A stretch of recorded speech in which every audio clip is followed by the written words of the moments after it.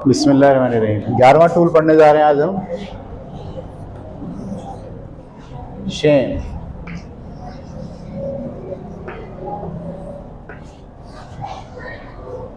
कल का जो टॉपिक था वो था गिल्ट। आज का टॉपिक है शेम। शेम का मतलब वो आपको मैनिपुलेटर, आपकी पर्सनैलिटी को रिग्रेट करेगा, उसको नीचा दिखाएगा। ठीक है। गिल्ट में वो क्या करता है, आपके किसी अमल को, किसी काम को हिट करता है। ठीक है। आपकी किसी सोच को हिट करता है, आपको गिल्टी करता है। आप खुद से तय कर लेते हो कि हाँ ये मेरे से गलती हुई। शेम में वो क्या करता है, आपके किसी नेचुरल फंक्शन को, नेचुरल क्वालिटी को, जिसमें आपका कोई इख्तियार नहीं है, उसे वो हिट करता है। मतलब तुम तो काले हो, शक्ल देखो कौवे की तरह काले हो, सही है, चेहरे पे देखो कैसे फिटकार बरस रही है। शेम, शर्म, शर्म दिला रहा है वो आप, सही है। और आपकी जो कैरेक्टर एसिनेशन कर रहा है वो है नहीं आप में, वो कर रहा है, आपके किरदार को बुरा बताने की कोशिश कर रहा है। ठीक है। आपके साथ किसी दूसरे को कंपेयर करके आपको रिग्रेट कर रहा है, नीचा दिखा रहा है। ठीक है। ये जो शेम होता है ना, शेम कि आप दूसरों के सामने तजलील करते हो, सही है। और तजलील की ठोस वजह होती है। मतलब एक आदमी का कद छोटा है तो वो क्या करेगा, इस कद छोटे को लेकर तजलील करेगा लोगों के सामने, और आपका इसमें इख्तियार भी नहीं है कि आप इसको चेंज कर सको, सही है। आपका रंग को लेकर, आपकी स्किन को लेकर, आपकी नाक को लेकर, नाक बड़ी है तो नाक को वो बुनियाद बनाकर मुसलसल आपको दूसरों के सामने मजाक उड़ाएगा, जलील करेगा आपको। ठीक है। और कंपेयर करेगा, सही है। रिग्रेट करने के लिए आपको किसी अच्छे चेहरे से, किसी अच्छी पर्सनैलिटी के साथ अटैच करके उसको मैच करवाएगा, और करवाकर आपको नीचा दिखाएगा और उसको ऊंचा दिखाएगा। इसका बुनियादी मकसद ये होता है कि वो जो मैनिपुलेटर है वो आप पर हावी हो जाए। ठीक है। उसकी जो पोजीशन है वो आपके मुकाबले में अपर हो जाए, सही है। तजलील का टूल इस्तेमाल करना। ये जो मैंने लफ्ज़ शेम लिखा है इसको आप तजलील कहें, जलील करेगा बात बात, सही है। और जिस बुनियाद पर जलील करेगा वो बुनियाद हो गया, लेकिन वो आप उसको बदल नहीं सकते हो। तो बाल उड़ गए आपके, मिसाल के तौर पर गंजे हो गए आप एक उम्र के हिस्से में आके, अब वो आपको गंजा ही बोलेगा, वो गंजे, वो टकले। जब भी आप मिलोगे, ओ टकले इधर आ, ओ गंजे। समझ में आ रही बात आपको? तो आप इसको चेंज भी नहीं कर सकते, बाल थोड़ी उगा सकते हैं आप खुद से, तो हो गया आपके साथ बाय नेचर। तो आपकी किसी नेचुरल खामी को बुनियाद बनाकर लोगों के सामने आपकी तजलील करके आपको कंट्रोल करने की कोशिश करेगा, आपको डिमोरलाइज करेगा, आपकी दूसरी जो खुसूसियात हैं उनको डैमेज करेगा, और वो जो आपके अंदर खामियां हैं उसको उभारेगा। समझ में आई बात आपको? ये मैनिपुलेटर का एक तरीका होता है, और हमारे यहाँ बहुत ज़्यादा तजलील करके, देखिए कल की मिसाल में गिल्टी थी, वो जलील नहीं कर रही अम्मा, बच्चे को जलील नहीं कर रही अम्मा किसी के सामने, क्या कर रही हैं, गिल्टी कर रही हैं। क्या तू मैच देख, हम तो हैं ही काम के लिए, मैं अपनी टूटी हुई कमर के साथ ले जाऊंगी ऊपर, भले कुछ भी हो। ये उसका और आपका मुकालमा है, सही है, जिसमें वो जलील नहीं कर रही है आपको, क्या कर रही हैं, गिल्टी पैदा कर रही हैं। ठीक है। लेकिन अगर यही अम्मा 4 लोगों के सामने आपके बारे में ये कहें कि भाई ये तो, इसकी तो मुझे शक्ल से ही नफरत है, आंखें देखो कैसी टेढ़ी हैं इसकी, मिसाल के तौर पर देखता कहाँ है और टिपता कहाँ है। तो अब ये आपके साथ है प्रॉब्लम कि दोनों आंखें आपकी सीधी नहीं होती, एक थोड़ी सी तिरछी रहती है। हम अक्सर लोगों के साथ ये होता है, बस उसी खामी को उसने बुनियाद बनाकर लोगों के सामने आपकी खूबियाँ छोड़ दी और आपकी जो खामियाँ हैं वो बयान करना शुरू कर दी, ताकि वो आपको शेम में महसूस करवाए, आपकी रिग्रेट करे, आपको तजलील करे, दूसरों के सामने आपकी वैल्यू को कम करे, ठीक है, और ख़ुद को सुपीरियर पोजीशन पे ले आए और आपको डिफेंसिव पोजीशन पे ले जाए। याद रखिए, तजलील का बुनियादी मकसद यही होता है कि वो आपको डिफेंसिव पोजीशन पे ले जाए। आप दिफा करना शुरू कर दोगे अपना, आप बोलोगे नहीं मेरी आंख सीधी है, आपको गलत फहमी है। वो यही चाह रहा था कि आप दिफा करें, उसने खामी बताई है, आप रेजिस्ट करें, आप पोजीशन ले लें, आप कठेरे में आ जाएं, ठीक है। तो जब भी कभी आपको ऐसा महसूस हो कि यहाँ पर ये शख्स मेरी तजलील कर रहा है, तो आप समझ जाइए कि ये एक मैनिपुलेटर है, ठीक है, और अपने आप को सुपीरियर और मुझे इन्फीरियर बनाने की कोशिश कर रहा है, ख़ुद को अपर पोजीशन पे लाने की कोशिश कर रहा है और मुझे डाउन पोजीशन पे ले जाने की कोशिश कर रहा है। ये आपको आइडिया हो जाना चाहिए जब कोई आदमी आपकी तजलील करे, जलील करे। 1 to 1 बात होगी तो तजलील नहीं करेगा, याद रखना हमेशा। शेम का ताल्लुक 1 to 1 में नहीं है, वहाँ गिल्ट पैदा करेगा। शेम और तजलील का ताल्लुक कहाँ से है? वो 4 लोगों के साथ बैठ के बात करेगा। समझ में आई बात? मतलब शादी हो गई, बेगम आ गई, चौथे 5वें दिन 10वें दिन उसको दांत में दर्द उठा, शौर ले गया दांत का इलाज कराने के लिए, दांत निकाल दिया, बस अब सारी ज़िंदगी के लिए उसने ये बात पकड़ ली, अरे भाई मुझे तो बेगम ही जो है वो ससुराल वालों ने डैमेज दी है, डैमेज, जिसके पुर्जे ही ढीले हैं सारे। सही है, बीवी से नहीं बोल रहा वो, खुद से। जब ससुराल में जाता है तो सास के साथ बैठ के 4 लोग बैठे होते तो कहता है वो तो भाई 10वें दिन ही पहला दांत निकल गया, आगे ज़िंदगी कैसे चलेगी। ऐसे शेखी मार के तजलील कर रहा है बीवी की, और ख़ुद को कहाँ लेकर आ रहा है? अपर पोजीशन पर। दूसरे को कहाँ लेकर आ रहा है? डाउन पोजीशन पर, ठीक है। तो इसको आप कहते हैं शेम। मैनिपुलेटर का एक टूल है कि वो आपके अंदर शर्म पैदा करता है, वो आपको तजलील से गुजारता है, वो दूसरों के सामने आपको डीवैल्यू करता है, ठीक है। अब सवाल ये है कि आप इसको कैसे हैंडल करेंगे, इसका मुकाबला आप कैसे करेंगे। सही है। सबसे पहली बात जो हर टॉपिक में हम डिस्कस करते हैं वो ये है कि आप इंडिपेंडेंट हों। पहले तो आपकी फीलिंग्स, आपके एहसासात, जज्बात, आपकी खुशी, आपका गम दूसरों पे डिपेंड नहीं करना चाहिए, ख़ास तौर पर मैनिपुलेटर पे डिपेंड नहीं करना चाहिए। अगर आपको पता चल गया कि ये आदमी मैनिपुलेटर है, तो अब आप उससे अपनी खुशी, गम, एहसासात, जज्बात, ये सारे ताल्लुक़ उससे तोड़ लें कि मैं आप या उस मैनिपुलेटर के कहने से खुश होऊंगा, उस मैनिपुलेटर की वजह से गमगीन होऊंगा, उस मैनिपुलेटर की वजह से गिल्टी महसूस करूंगा, उस मैनिपुलेटर की वजह से शेम महसूस करूंगा। ये आप कट ऑफ कर लीजिए। जब आपको पता चल गया ये आदमी, ये शख्स, ये औरत मैनिपुलेटर है, मैनिपुलेट करती है, तो बस आप ये तय कर लीजिए कि मेरी लाइफ के अंदर इसके बोलने से और इसके किसी एक्शन से कोई चेंज नहीं आएगा, कोई तब्दीली नहीं आएगी। ये फ़ैसला करना आपके लिए बहुत ज़रूरी होता है, ठीक है। लेकिन मैंने आपको कहा इसमें बड़ी बारीक लाइन होती है आपकी, वो ये है कि आपको ये समझना चाहिए कि मैनिपुलेटर में और मेंटोर में बहुत फ़र्क होता है। पता चला वो मेंटोर था, वो आपकी बेहतरी के लिए आपको, मैनिपुलेटर तजलील करेगा, मेंटोर कभी तजलील नहीं करेगा, याद रखना। ये बात लिख लें आप, जो मेंटोर है ना आपका, वो आपको जलील नहीं करेगा। समझ में आ रही बात आपको? हाँ, हो सकता है कि वो आपको कोई सबक सिखाने के लिए कि तजलील से कैसे निपटते हैं, या जब आपको दूसरों में रिग्रेट फील होता है तो उसको कैसे टैकल किया जाता है, वो शायद आपको एग्जाम्पल के तौर पर किसी प्रोसेस से गुजारे जहाँ आपको महसूस हो तजलील। बाद में वो आपको बताया कि मैंने जानबूझ के ऐसा किया था ताकि तुम सारे प्रोसेस से गुजरो।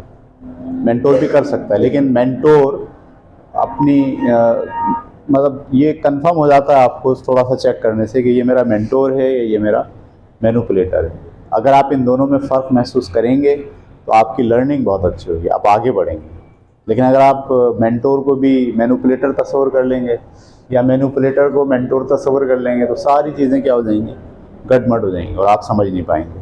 तो पहली चीज़ तो मैंने आपसे बताई कि आप इंडिपेंडेंट हों, सही है, अपने पैरों पर खड़े हों। आपको पता है ये बात कही जाती है, अपने पैरों पे खड़ा हो जाए। आदमी की शादी उस वक्त करनी चाहिए जब वो अपने पैरों पर खड़ा हो जाए। बच्ची की शादी उस वक्त करनी चाहिए जब वो अपने पैरों पर खड़ी हो जाए। ये अपने पैरों पर खड़ा होना, इसका क्या मतलब होता है? इसका मतलब ये होता है कि अब वो इंडिपेंडेंट है हर मामले में। माशी मामले में भी इंडिपेंडेंट है, उसको पैसों की ज़रूरत होती है, किसी पे डिपेंड नहीं करता। जज्बाती मामलात में भी किसी पे डिपेंड नहीं करता। उसके एहसासात, गुस्सा, साइकी किसी पे डिपेंड नहीं करता। उसकी अपनी पर्सनैलिटी इतनी स्ट्रांग हो गई है कि वो इंडिपेंडेंटली, बग़ैर किसी के टोके में आके, बग़ैर किसी की बात पे आके अपनी लाइफ को मैनेज कर सकता है। इसको आप कहते हैं अपने पैरों पर खड़ा होना। ये बच्चा अपने पैरों पर खड़ा हो गया। हमारे यहाँ अपने पैरों पर खड़ा होने का मतलब सिर्फ कमाई समझते हैं, सही, ये समझते हैं कि भाई अगर इसको कमाना 25,000 50,000 इसकी सैलरी हो गई है तो अब ये अपने पैरों पर खड़ा है। मर्दों के लिए तो बहुत ज़रूरी है ये भी, इसलिए कि उनको फैमिली का सरबरा बनना होता है। इसलिए ज़रूरी है कि वो अपने पैरों पे ये वाला माशी भी खड़ा हो। लेकिन वो सिर्फ माशी तो खड़ा है, सैलरी तो उसकी 1 लाख रुपए है इंतहाई बदतमीज़, है इंतहाई जज्बाती, है इंतहाई भड़कीला, है इंतहाई साइको। तो हम सिर्फ क्या देखेंगे, हम देखेंगे भाई इसकी 1 लाख रुपए सैलरी, अपने पैरों पे खड़ा। नहीं भाई, अपने पैरों पे नहीं खड़ा, बर्बाद कर देगा लाइफ, खुद की भी, बीवी की भी, बच्चों की भी। जब आप पर्सनैलिटी को चेक करते हैं, चूज़ करते हैं, तो आपको सिर्फ ये नहीं देखना होता कि वो इकोनॉमिकली पैरों पे खड़ा हो, बल्कि आपको ये देखना होता है कि वो जज्बाती तौर पर भी बैलेंस है। हमारे वालिद एक बड़ी अच्छी बात करते हैं, जब हम शादियों के प्रोसेस से गुजर रहे थे, बहनों की शादियाँ, अपनी शादियाँ, हमारे अब्बा तरबियत के लिए एक बात कहते थे कि जब तुम किसी लड़की को देखने जाओ तो उसमें क्या देखना है, उसमें आपको ये देखना है कि उसके माँ बाप के साथ और बहन भाइयों के साथ तर्ज अमल क्या है। ये मत देखो उसको कितना काम आता है, खाना पकाना आता है नहीं आता है, वो काली है या गोरी है, क्या वो अपने छोटे बहन भाइयों को पालती है, उनका ख्याल रखती है, क्या अपने वालिदैन का ख्याल रखती है। लड़की में ये देखना, और लड़के में क्या देखना है, क्या वो घर के सारे काम जिम्मेदारी के साथ अंजाम देता है, माँ बाप के, बहन भाइयों के। अगर आपको 70%, 50%, 60% ये मिल जाए, इट्स ओके, कमाई तो कर लेगा, काम तो लड़की सीख लेगी आके भी घर में। नेचर नहीं बदलती बातों का। हमारे अब्बा का कहना ये था, जब भी आप चूज़ करें किसी को अपने लिए शादी के सिलसिले में, तो आप ये देखिए कि वो क्या लड़की है तो क्या घर को संभाल रही है, पाल रही है बहन भाइयों को, बहन भाइयों को पालती है। अच्छी लड़की जो है, पालने का मतलब बेयर करती है, उनकी कड़वी कसीली बात सुनती है, दो लगाती नहीं है, उनको मोहब्बत से समझाती है, सबका ख्याल रखती है, माँ का, बाप का, बहन का, भाई का, छोटे का, बड़े का। तो ये लड़की जो है, भले उसको जो है वो आलू मटर की पुलाव बनाना ना आता हो, कोई नहीं, 2 दिन लगेंगे सीख लेगी। लेकिन नेचर जो है 2 दिन में नहीं बनती, उसको 18-20 साल लगे घर के अंदर नेचर बनाने में। उसको अगर बदलना पड़ जाएगा तो बहुत मुश्किल हो जाएगा। ठीक है, तो अपने पैरों पे खड़े हों। अगर आपको मैनिपुलेटर की सारी टेक्निक से बचना है तो आप अपने पैरों पर खड़े हों। आपकी जज्बाती कैफियत, आपकी साइकी, आपका तवाज़ुन, आपकी ज़िंदगी की खुशी और गम, इस सब का ताल्लुक़ किसी दूसरे पर ना होना चाहिए, वो आपके अपने ऊपर होना चाहिए। सही है, पहला काम। दूसरा काम, जब भी मैनिपुलेटर सबके सामने आपकी तज़लील करेगा, तो आपको डिफेंसिव नहीं होना, आपको उसको जवाब नहीं देना, आपको अपने आप को निचले दर्जे से निकालने के लिए कोशिश नहीं करनी चाहिए। वो यही चाहता है कि आप इसी कोशिश में लगे रहें। आपको बहुत अच्छे अंदाज से कहना चाहिए इट्स ओके, तुम्हारा रंग काला है, ओके, सही, तुम ऐसे हो, ओके, सही है, मैं ऐसे ही हूं, तुम्हें बदलना चाहिए, तो मैं आपकी बात से बदल नहीं सकता। यहाँ तक बनने के लिए 20 साल लगे मुझे, तुम्हारी बात से एकदम बदल जाऊँ, ऐसे कैसे होगा? इंसान हूँ मैं, कोई मुजस्समा, कोई तस्वीर नहीं हूँ कि मिटाया और सही कर दिया। मेरी नाक ऐसी है तो ऐसी ही है बस, मेरा कलर ऐसा है तो ऐसा ही है, ये टेक्सचर मुझे कुदरत ने दिया है, इट्स ओके, मैं इसमें खुश हूँ। जब आप ये तस्वीर करते हैं अपने अंदर, सही है, रेजिस्ट नहीं करें, उसके कहने से अपने आप को ऊपर निकालने की कोशिश नहीं करें।